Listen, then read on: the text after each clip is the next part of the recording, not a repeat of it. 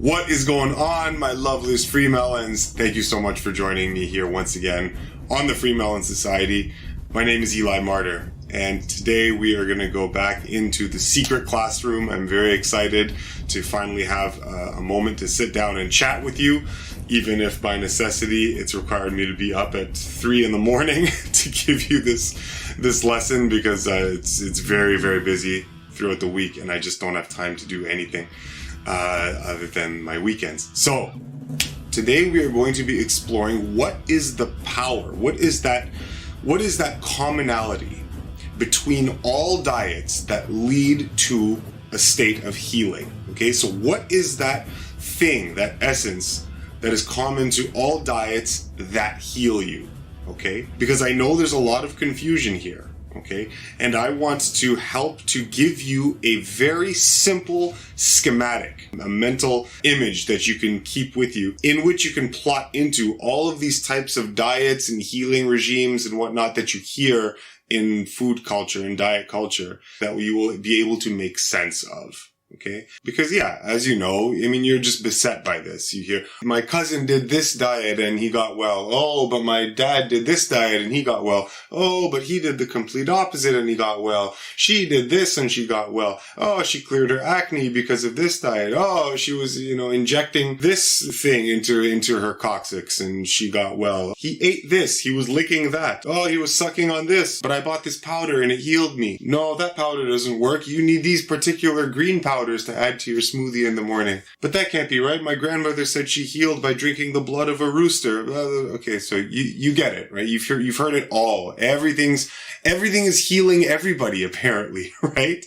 So how do we reconcile this? Okay, so that's what I want to answer today. Okay, what is it about all these different approaches that is leading you to healing? Hopefully put you on a better footing so that you can understand, so that next time your friends come around you and they tout the benefits of whatever diet or lifestyle, you will be able to have a very eloquent answer that you can give them and make sense of why it is they're healing. Okay? This is going to be very easy. You're never going to forget this, assuming that you make it to the end of the video without clicking away on some cat video.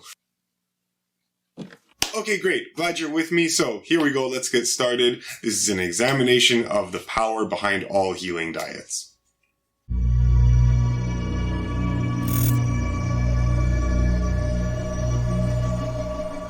Okay, so like you heard me talk about in the introduction, we've got all kinds of diets, right, that we're familiar with in culture. Plant-based diet, the 80-10-10 diet, the Mediterranean diet, the decaying carcass diet, the paleo diet, ketogenic diet, standard American diet, the Inuit diet, the Macrobiotic diet, the Southbeach diet, all of these different diets. Atkins Diet, my goodness, that guy killed a lot of people.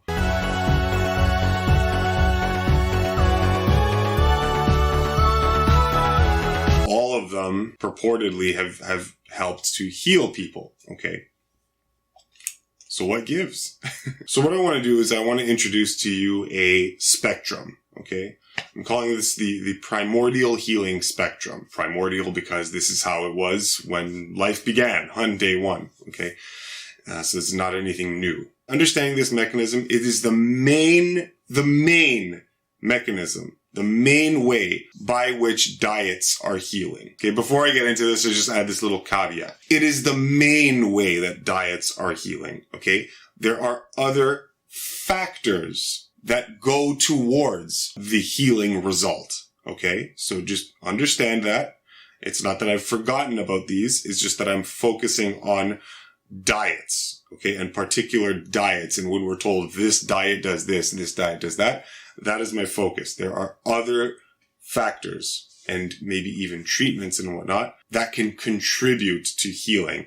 But they all fit into the spectrum. They all fit into this mechanism in a particular way, and I'll get into that. Okay, so let's go to the diagram here so we can show you. And as you can see, so we've got basically just a line, okay? We've got a spectrum here. And as I'm sure you can notice, we have two polarized ends here, two polarized forces. On the far right, we've got healing.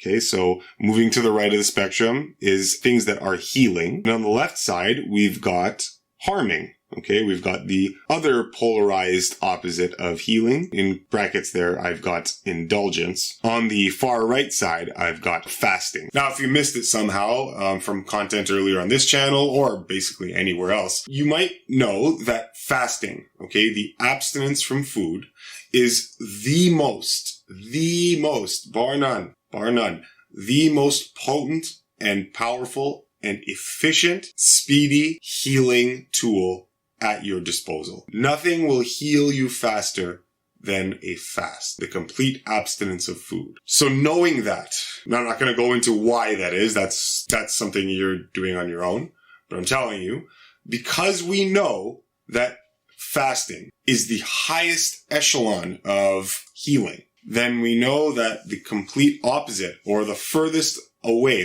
departure away from fasting, would be complete 24/7 indulgence, overindulgence in food. And we don't really need much convincing. We recognize this at a fundamental level. I very often, and it's come up because I'm working a lot on set right now, and so I've been having to answer lots of questions from coworkers and just people on set just being interested in the lifestyle. And so I've been using this explanation quite a bit. And if you look at something like sleep, all right, what is the main way that the human body gets energy?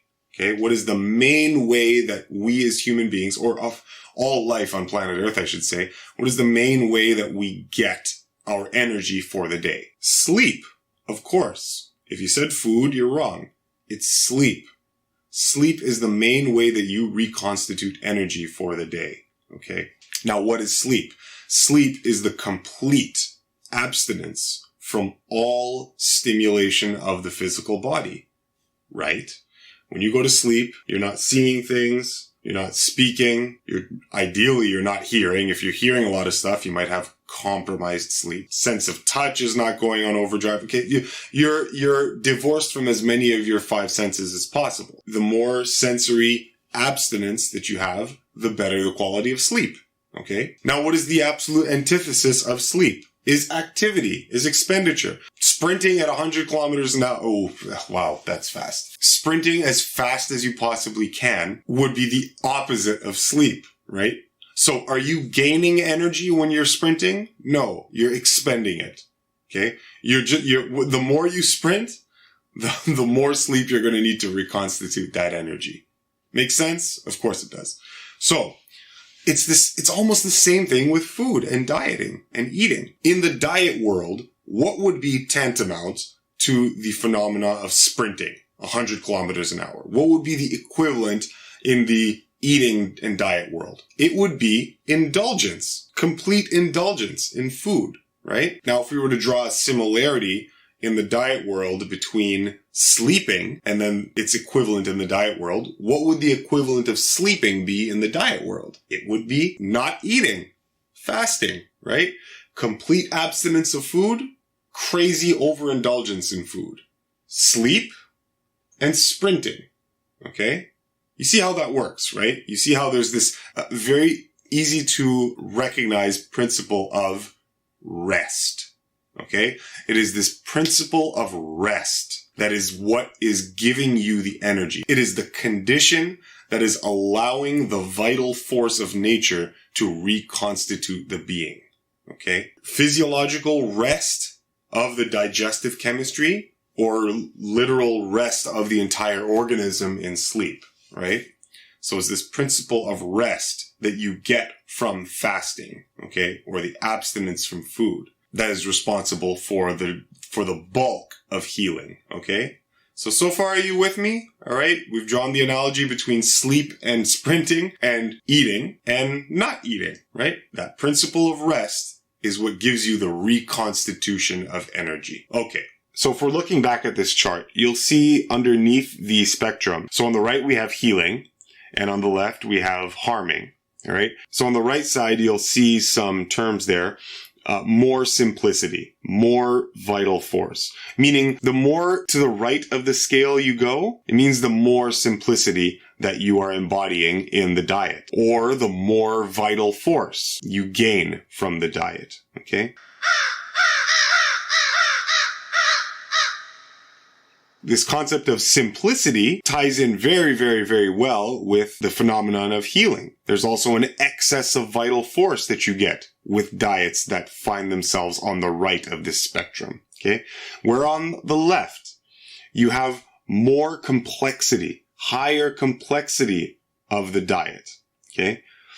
You also have less vital force available with a diet that finds itself to the left of this spectrum. So diets that are way more complex will also give less vital force and will thus be more harming.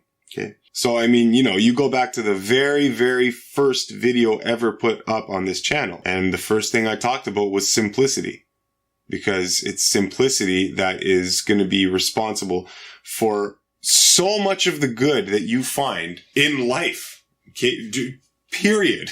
You apply simplicity to your life in diet, in relationships, in everything, in the management of your time, in just everything. You become a better person, for lack of a better term. Okay, I'll just say it as plainly as I can. You just become a better person the more simplicity echoes in your life. Okay, if we're going to answer the question that I asked at the beginning of this lecture, okay, what is the power that gives a diet its healing capacity? The force or the power that gives a particular diet its healing capacity is how well and how closely it approximates a fast. Okay, again, a diet is going to be more healing the more it approximates a fast. So the closer a diet is to approximating the fasted state, the more healing you will get on that diet. Now, reading between the lines, what have I also said to you? I've just said in different words that the simpler your diet, the more the healing, the better the healing.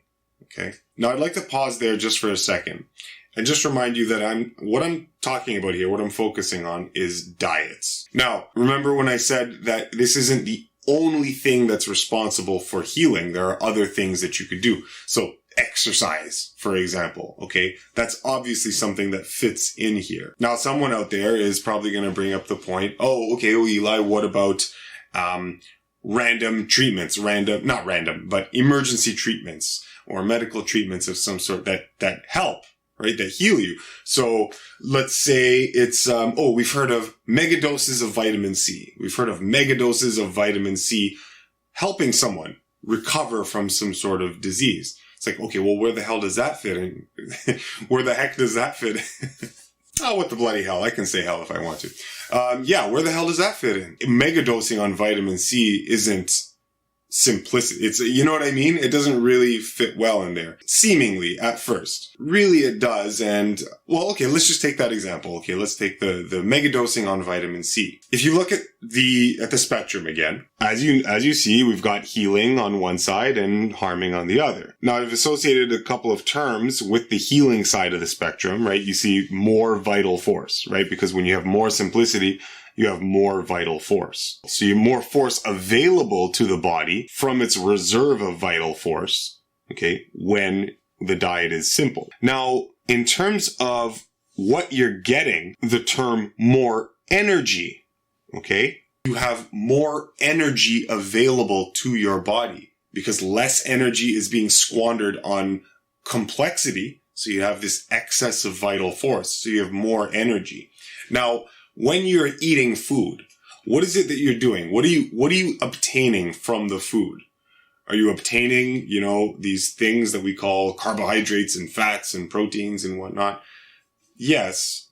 But really, in essence, what you are obtaining from your food is electricity. You are gaining force. You're gaining an electrical type of energy. You're pulling out electrons, essentially, at the base fundamental level from all this food. And you are accumulating energy in the form of electricity. And so with this high dose of vitamin C, well, what are you doing?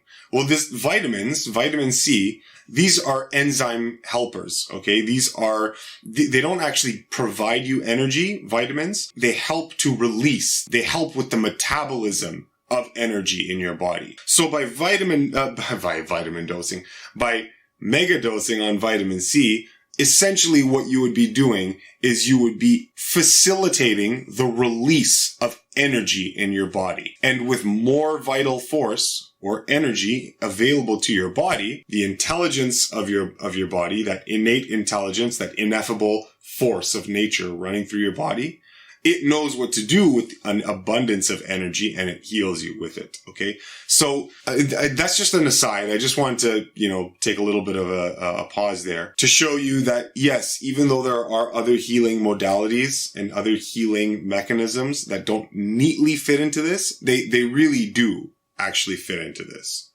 spectrum. Okay. It just takes just a second to explain, how and why. But, okay, so now that we've got that out of the way, let's get back on track. And again, the focus is on diets, okay? Particular diets, and not all of the other things that contribute to health and wellness. Okay, let's go back to the spectrum now. So, we know that the more a diet approximates a fast, the more healing that it's going to bestow on the person. So now, I'm adding some values underneath here, okay? And this is just a list of all of the different types of things that you could be eating in the diet, okay? So, here we've got, you could be eating severed legs of tortured birds. All right. And these values are just completely random. It's just off the top of my head. There's no scientific basis to these values. I'm just giving you an idea. So do not take anything from these values, please. These are just my own personal values, just off the top of my head, made up. Okay. Severed legs of tortured birds, you might have a value of 10. Breast milk from the wrong species. Processed wheat harms you by a value of 7. Processed sugar harms you by a value of 5. Alcohol, 20. Smoking, 18. Pure fat, 8. Local pharmacy death products will harm you by a value of 40. Stress and worry is very, very, very high, 46. Okay. So these are all dietary factors that harm you, okay, that pull you onto the left side of the spectrum. We've got other dietary habits like eating apples, right, which heals you by 10 points. Lettuce, healing by 5 points. Watermelon, 12 points.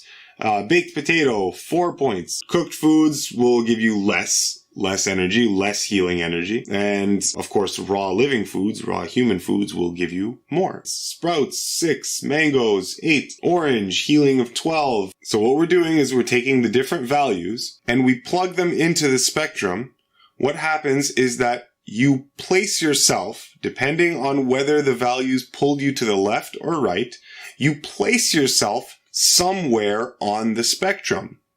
And wherever you end up on the spectrum, that's what the diet is doing to you. So let's just say you've got the standard American diet and you're making a lot of mistakes that pull you to the left side of the spectrum. You're also doing some things that pull you to the healing side of the spectrum. You might end up somewhere in the middle or somewhere to the left. And you'll just be, you'll just have a regular diet that doesn't really heal, but doesn't really hurt you too much in the short term, but eventually leads to lifestyle-related disease over time. Let's say I have a really healthy diet and a really healthy lifestyle. But on top of that healthy diet and lifestyle, I also smoke and I drink. But I don't do any of the other things that harm me. What happens on the spectrum? Well, on the spectrum, all the healthy habits pull me to the right, and then the bad habits set me back a bit, and then I end up still on the healing side, which is where you get that person, that someone that you know, that tells you, my grandfather had red wine every day, and he smoked, and he was still healthy as a horse, right? You get that. Well, why is that? It's because the accumulated values of the lifestyle and the diet were not enough to pull him in the way of absolute infirmity, but managed to keep that person on the generally healthy side of the spectrum. Let's say you've got that vegan, and I like to pick on vegans. And you've got that vegan that is sick. Oh, I don't know what I'm doing wrong. I'm eating all plant-based, and in their plant-based diet, they're eating processed wheat, processed grains of any sort. They're having like sugars and sweeteners. Okay. They add oil to their foods. They cook a lot of foods. They have bad combinations of food. So they mix starches and fats in the same meals all the time. They're making all of these mistakes. Maybe on top of that, they don't sleep well or they're stressed. I mean, that's a little bit outside of diet. I kind of want to stay focused on diet. But anyway, you get the idea. Let's just say they're making a lot of dietary sins. Then they'll end up on the left side of the spectrum, and it won't really matter that the subjective belief is that they're healthy. The elements of the diet are still weakening or still harming, and so you still get a non-healing diet. Oh, Eli, what about people feeling better or healing on a carnivore diet? Okay, well, let's examine that. So the person goes on a carcass-eating diet, okay? Now, generally, what are they doing? If they're on a carcass-eating diet, they're doing that diet while abstaining from all other possible mistakes that they could be making in the dietary world. So what's happening? They've introduced a level of simplicity in the lifestyle. They're now no longer making a lot of the food combining errors that you could make. They're not eating a lot of the processed grains and processed wheats and the sugars and whatnot. Because generally these people, I mean, they all want the same thing. They all want health and healing.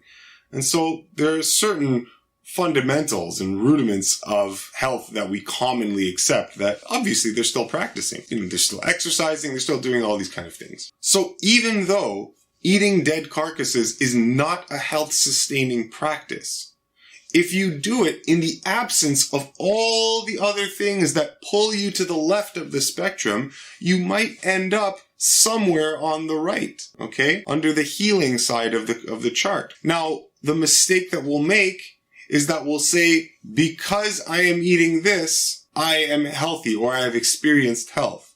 And that is the mistake, okay? That is the stumbling block. Your body is so magical that it is healing because of the simplicity afforded by the diet, in spite of the damage done by the thing that you're eating, the carcasses, okay? I'm still talking about just this carnivore diet, all right? I'm reluctant to use the word carnivore because we're not carnivores. We should say, the carnivore fantasy diet, okay? Pretending like you're a carnivore in your obviously non-carnivorous body. Anyway, I'm not going to get into it, but you guys obviously know what I mean. Well, actually, no. If you're a newcomer to this channel, you won't know what I mean. But you as a human being are not a carnivore, okay? You're not a carnivore by design. You are a fruit eater by design. You don't have any choice in this matter. It's up to you to recognize that about yourself and eat and live in harmony and in accord with what nature designed you to be, okay? So anyway, that's other videos are there for that. So as you can see, if you think about diets in this way, you can easily see why some diets heal and others do less healing. You can also see that someone leading a fairly healthy lifestyle, and when I say healthy lifestyle, healthy in the sense that they're eating only raw, clean, living plant foods, right? Meant for the human body. If they include those and are relatively healthy with everything else in the diet, you can see that might place them somewhere on the right of the spectrum if they're not making all of the other sins. But what you have to notice is that it's the simplicity. It's how close the diet is approximating that complete abstinence state. That is what is giving the healing, because it is only in that state, not only, but it is in that state where you get the most conservation of vital force. And with that reservoir of vital force that you've conserved, the intelligence of nature or the intelligence of your body takes that reserve and distributes it amongst every tissue in your system and does the healing work, does the regenerative work. Okay? This explains why a diet of living foods, of raw foods, and fruits and leafy green vegetables is so healing, because it's so simple on the body. It requires far less digestive tax, digestive effort, thus conserving energy, Because it's simpler. It is easier for your body to deal with these raw living foods. So you have an excess of vital force to do all the work in the body. Fruits have a high water content, higher than any other food group out there, right? Well, we know that you can only live so long without water, right? But you can live a lot longer without food and water. Water is a more sublimated nutrient, okay? Your body is anywhere from, 60, 70% water, right? Water is a higher grade of nutrient, and you get more of that in the fruit. Now, when you eat foods that have far less water content, they become more difficult for your body to handle.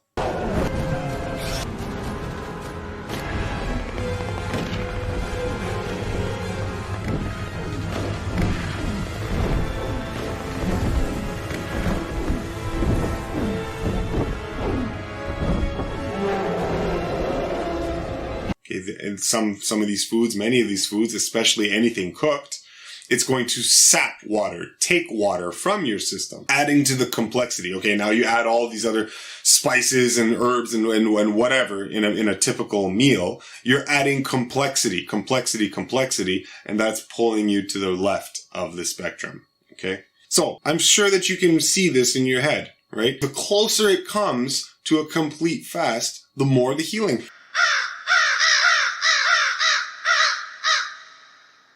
Why do you think it is that juice cleanses heal so profoundly, so much? Everybody heals miraculously on a juice cleanse. Why?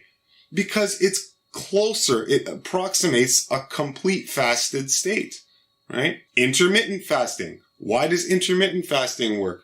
Because it's closer to complete fasting than not intermittent fasting, okay? Raw living foods are more alkaline. You've heard this, more alkaline. Well, what comes part and parcel with being more alkaline? More alkaline means more oxygenation, right? More energy available to the system. Energy, yielding more energy, right? The same thing that you're trying to get when you're fasting, more energy. If someone is extremely overweight as a result of overindulgence, well, they have a higher propensity for lifestyle-related disorders, metabolic syndrome and diabetes and the whole gamut. Why? Because if they're overweight, excessively overweight, then that means they are overindulging. They are doing the opposite of fasting too often, too much. And it is pulling them to the left side of that spectrum. This is also why you will very, very rarely see individuals who are centenarians or very, very long-lived individuals. You will very, very rarely, almost never see them as overweight individuals. Almost never. The yogis that are, 120 years old, the spiritual gurus, these guys, they are very rarely overweight. Right? They are always very, very thin and lean-bodied. Okay, so I don't think this needs any more explanation. I really hope that helped, and I really hope this sticks with you. So now, when you go out there in the world and someone tells you, oh, the carnivore diet healed me, is this going to be confusing for you anymore? No, it's not going to be confusing for you anymore, because you know the mechanism that's working behind their lifestyle. Are you going to be confused when someone tells you, oh, I drink red wine, every day, and I still seem to be fine? Are you going to be confused? No, you're not going to be confused, because you understand the mechanism behind why a person like that could still be in a good place. It's because their lifestyle is working in spite of bad behaviors, not because of them. I get this question a lot about my original 1 month long grape mono cleanse. Was it the grapes? Was it the power of grapes that was doing the healing? Or was it the ridiculous simplicity of eating just one type of food for an entire month that allowed insane amount of vital force conservation? Was that the reason why the diet is so healing and so restorative and so rejuvenating? Yes, that's why. It's not necessarily the grape itself. It's because the grape cleanse approximates what a real fast would be so well. That is what gives you the restoration of energy and vitality and healing and all that. Just like what happens when you go to bed, okay? So you could go to bed and have lots of little distractions in your room and get kind of okay sleep.